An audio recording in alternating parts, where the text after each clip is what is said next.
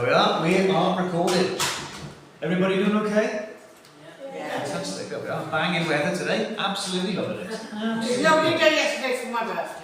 Well, I'll tell you what, it's like we had a word with the big man himself and he sold it out for you, Jen. Can't fault it. Excellent. Okay then, so we're continuing our series on body, soul and spirit because we are made three in one, just like the Lord. So there's three parts to us. They're all interconnected. It's not separate and one affects the other. So we're looking at emotions these last few weeks and how that affects us so that we can learn to rule over our emotions rather than be ruled by them.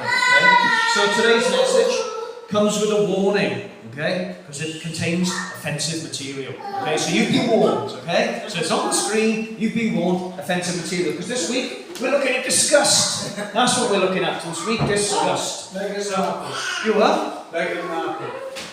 It could be, but it's from the film Inside Out, and there's 5 kind of characters in there. And it turns out I've got a wheel here, which I'll show you a little bit later. And there's 5 kind of really, 6 really strong emotions on there. And this is one of them in the film, disgust. So give me some other words which kind of sum up the word disgust. I mean, it's kind of similar thing, same thing. Repulsion. Repulsion. Oh, that's a good word. Look at that short. Fair play. That's like not just a start off of 10. That's like a 20. Fair play. That's impressive. Yeah. Any others? Disdainful. Very nice words. I tell you what. Yeah. Disgusting. Disgusting. Yeah. They're all words that kind of make your face do this, aren't they? Isn't it? Oh, disgusting, disdainful, absolutely awful. Yeah, that's exactly what it is, though, right? So, for me, I love watching I'm a Celebrity get me out here, right? I love watching celebrities doing all kinds of things, and I like to think that I'd be all right at most of the physical challenges, but the ones I couldn't do are the eating challenges. Okay, hysterical to watch on TV, watching them all kind of giving it all that. But the thought of doing it myself, absolutely repulsive, right? But why is it that happens? It's because they're eating gross things which are disgusting, which you shouldn't do, do you know what I mean? Things that cause you to kind of repulsive, do you know what I mean? That you would have disdain for. If someone put that on your plate, you wouldn't want to eat it. So the word for disgust, or the reason we have disgust, it says here, it's the universal function of disgust is to get away from, block off, or eliminate something that's offensive, toxic, or contaminating.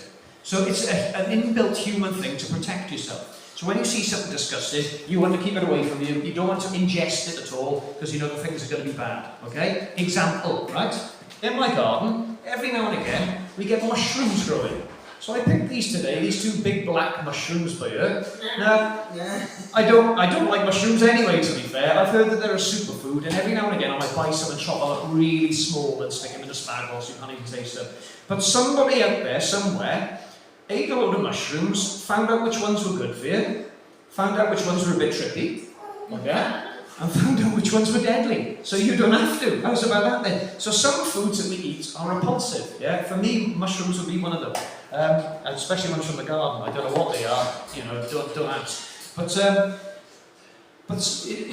disgust is an inbuilt thing to keep you safe. That's what it's all about, right? So we all feel it, and it's all normal and natural. So I refer to the emotion wheel there, am I right? This is it on big screen, but there. And if you can see, grey is the disgusted kind of element. Okay, so they say there's 6 kind of major emotions that we feel, and they're the ones on the inside, right? If you look then to the second row, this bit right here, right? They are what's underneath the surface of being disgusted or feeling disgusted. So the words they've got there are disapproving, feeling disappointed, something that's awful, and something that's repellent, right? Something that repels you. And then if you go to the third row, which is the outer one, this one here, and you can't see them all on the screen, but these are the triggers for you to feel disgusted. Okay, so words on there are somebody's being judgmental, or you feel embarrassed by something, or appalled, or it's revolting. Do you know what I mean? All of those kind of words are triggers for you to feel disgusted, right? Now, it seems to me nowadays, in society, people are very, very easy to feel offended by things. The things are disgusting and repulsive, right? And there's some things which are good and right to be offended by and disgusted by, and racism would be one of them. And I'll give you an example now, right? When I was a kid, I love American football, so there you are, my Dolphins t-shirt here. But when I was a kid, the team that I picked was this team here, right? The Washington Redskins. right? So I'm a die-hard Redskins fan. I have been all my life, all right? It turns out the term Redskin is an offensive term. It's the equivalent of the N-word, but for Native Americans. Now, if you told me that as a 7-year-old child, I probably wouldn't have supported them, do you know what I mean? So now, as a result of like peer pressure and all of that, like sponsors going to pull out from supporting the team have had to change their name, right? So it's good and right that we are offended by some things like racism, okay? But it does appear to me that in society nowadays, some people seem to be on high alert to be offended by anything and everything. There we are, Sean's nodded there, but yeah. It just seems like that people seem to feel that they have the right to be offended by anything and everything nowadays. When really, you are triggered by things. Yeah. I mean, that word has just become the default now. Yeah. It seems in every conversation. Trigger Somebody something. triggers somebody on something. Yeah. No, Oh, you can be, yeah, you can be, but like you know, I like this pastor called Craig Rochelle, and this is one of his quotes. It says, if you are on a continuous search to be offended, you will always find what you're looking for. If you're looking to be offended, you will be. It's just what happens, do you know what I mean? If you're out there wanting to be offended, it's easy to find stuff that's going to offend you. No? So, I went to a gig last November, and this is the tour t-shirt from said gig. I didn't buy it, it was on my year of not buying myself anything, my mate bought it for me. And there's the date on the back. So I was in Bristol on the 15th of November 2022. I'd never been to Bristol to a gig before, so I was quite excited. I finished work a little bit early. It was dark as well, alright, I'm a bit nervous. So I typed it into the sat-nav where I was going, followed the sat-nav, missed the entrance to the car park first, they had to come double back and all of that. But the gig was brilliant, absolutely fantastic. Now, the following Monday after that, Bristol Council decided to make Bristol a clean air zone. And they didn't tell me. Okay? So, how very rude of them. Don't they know who I am? So I went to a gig then in March. Went to park in the same place as before. And it was exciting again. And of course, I haven't been to Bristol very often. So, you know, I was still following the sat-nav. It was wet as well and dark. Didn't know there was a clean air zone. 6 weeks later, so was it? I got stung then with a fine for £69 because I didn't realise it was a clean air zone, right? You're supposed to pay £9 now if you're in Bristol City for the day to be in the clean air zone. So there we are, just for clarification there. If you go to Bristol, pay £9 for the clean air zone. Otherwise, they will sting you £69. Worse than that, my mate Gavin was getting stuff signed, so he hung back, waiting for the band to come out because he was desperate to get stuff signed. And he waited hours and hours, and in the end I said, Gav, I can't wait any longer, I'm working tomorrow. But because I was still in Bristol after midnight, I had to pay £69 for the second day as well. Can you believe it? My point being, though, is that I didn't see the signs because I wasn't looking for them. You don't see what you're not looking for, by and large. So if you don't want to be offended, don't look for stuff that's going to offend you. Do you know what I mean? You know, but if you're on a constant search to be offended, guaranteed, you'll be offended, you know? me. You were? Sorry, what's that? £69 twice would offend me. It certainly did. Unfortunately, my mate said, well, one of those was my fault, so he did pay for that. But 69 quid. You know, if they'd have emailed me afterwards to say, why, you forgot to pay £9, I would have paid £9. Do you know what I mean? Yeah.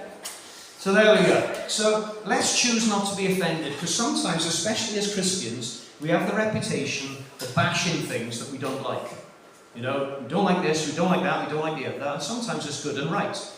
Carl Beach, the guy who kind of heads up CVM, said that when he was in a supermarket once, I don't know which one, as he walked in through the door, he saw a stack of 50 Shades of Grey all being sold as you walked through the door. So with the power of social media, he said, shame on you, whatever the supermarket is on Twitter, having this content right where kids can see it. Within 20-30 minutes, lots of other people had piled on, and because of peer pressure then, that supermarket responded straight away and moved it. So there's some things that are good and right to get, offended about. But like when I first found faith in Jesus, all right, as a 15-year-old kid, I was into repulsive music, and I wore some dodgy t-shirts as well. So I got saved, you fall in love with Jesus, and the youth group that I'm part of then is sort of like, oh boy, you can't listen to that, that's awful music that is, you can't, it's dodgy that, this is wrong, you can't listen to that. It's like, okay then, and you can't wear that t-shirt, that's terrible, that is just, it's awful. So, fair enough, but they didn't give me anything else to replace it, yeah? So what I would encourage us to do is this quote later, is that promote what you love instead of bashing what you hate. Because sometimes we can have a bad reputation for bashing the stuff that we're against. We're against this, we're against that, and we come across as killjoys as Christians sometimes, alright? Whereas if we promote what we love, and that's Jesus, and that's a different story, yeah? Promote what you love rather than bashing what you hate. But the ironic thing is that when we're promoting what we love, it's actually really offensive to the world. Because what we're promoting is Jesus. And read this from Isaiah 52, going into 53 there. It's a suffering servant is what it's called. And when this talk is about being disgusted, another word is like appalled and that kind of stuff. And it says here, right? See, my servant will act wisely. He will be raised and lifted up and highly exalted. Just as there were many who were appalled at him. Right? His appearance was so disfigured beyond that of any human being, and his form marred beyond human likeness. So he will sprinkle many nations, and kings will shut their mouths because of him. For what they were not told, they will see, and what they have not heard, they will understand. The beating that Jesus took for us before he was crucified marred his face so badly, people were appalled. They turned away, didn't recognise him. So what we are promoting, what we love, Jesus, is offensive.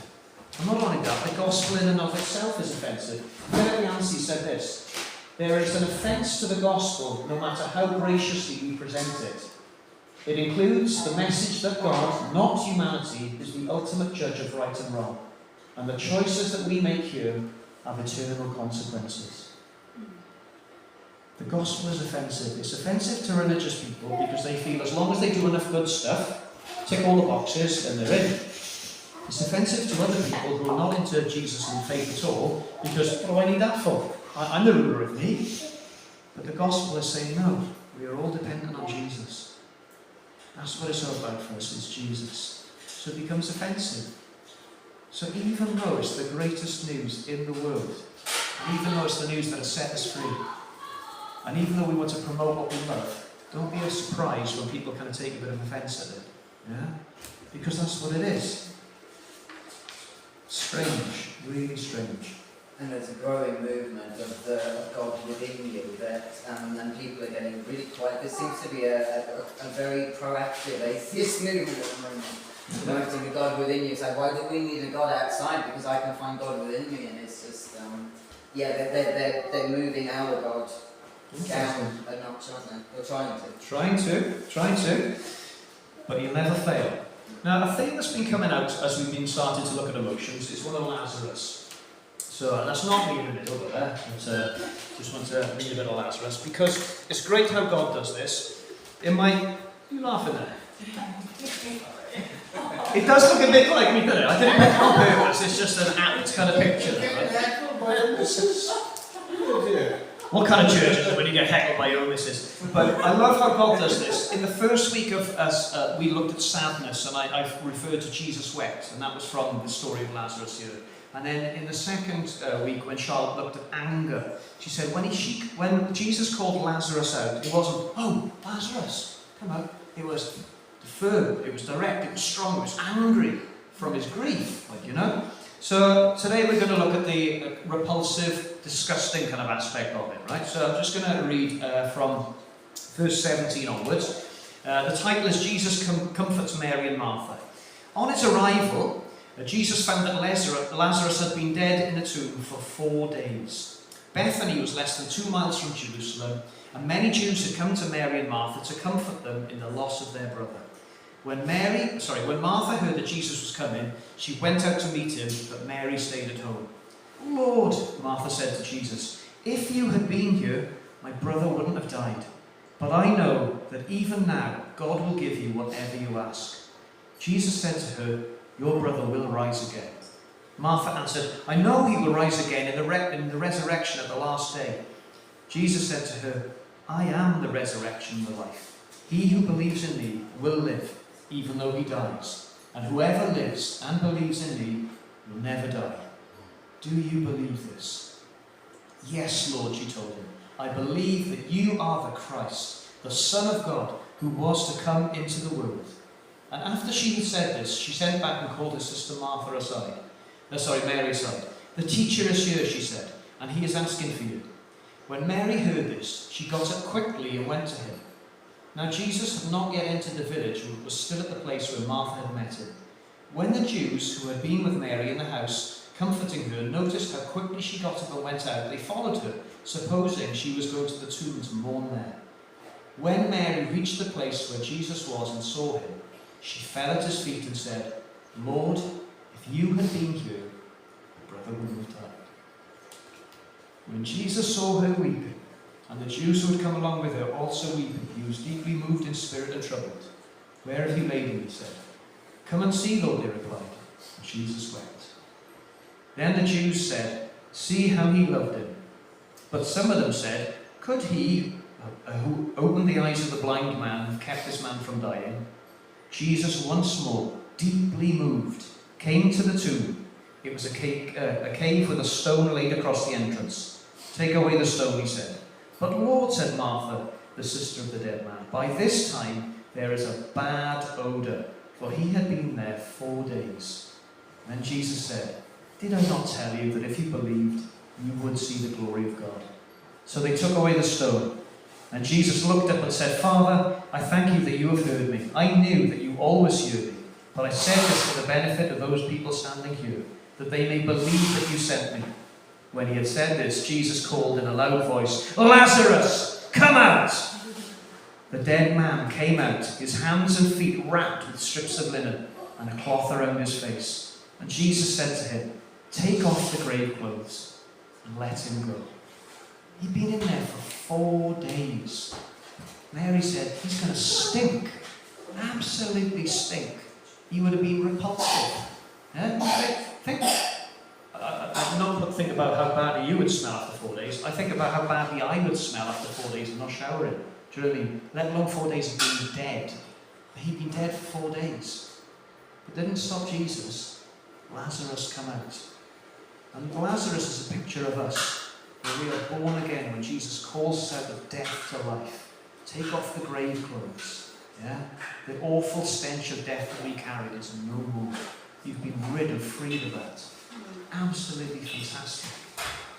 So that's the kind of the repulsive bit of Lazarus.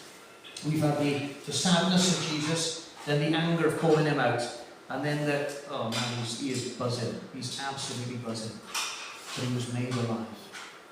He was made alive.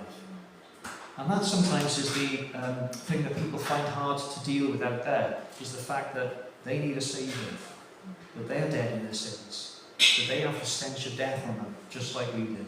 Yeah? And it's only because of Jesus that we don't. It's nothing to do with us. It's not because of any good thing in us. So, in terms of being offensive now, right? There's this great prayer by a fellow called Bob Pierce. No idea who you are, Bob, but if you're watching, it's a great prayer. He says this, let my heart be broken by the things that break the heart of God. So how does that happen? Well, it happens by us getting into the Word and finding what He's like. So like the Lectio Divina that we've been looking at, get yourself into the Word. Listen to the Word and what it says there. And when you do that, then you recognise His voice then when you're out and about. But as you look in the Word as to what God finds offensive, you might be a bit surprised. Because some of the things that He finds offensive are moving boundary stones, weighing things with unjust scales. The reason why He kicked off in the temple, one of the reasons, was that people were being ripped off for the sacrifices that they were buying. So they were being extorted. All of these things here are injustice. Things that really wind God up and He finds appalling and repulsive are injustice. So it's good and right that we are appalled by injustice. So when you see it, call it out. And nothing wrong with that. Yeah? But the nuts thing with that as well then, is the greatest offence of all is our sin. And yet that was sorted by injustice. Because Jesus paid the price for us. And we get away scot-free. It's scandalous. It's unjust. And yet God did that for us through His Son. So the greatest offence of all has been dealt with for us. So if we're going to get angry and kind of offended and disgusted by things, let's get offended by things that disgust and offend God. Yeah? Let's not be sensitive or oversensitive or taken by the ways of the world. But let's be listening to God. God, what breaks your heart? Break my heart with what breaks your heart. Let me be in tune with you. I want to be listening to your voice. I want to be affected by you. Yeah? Does that sit okay with everybody? Fab. Right. I'm going to press stop now.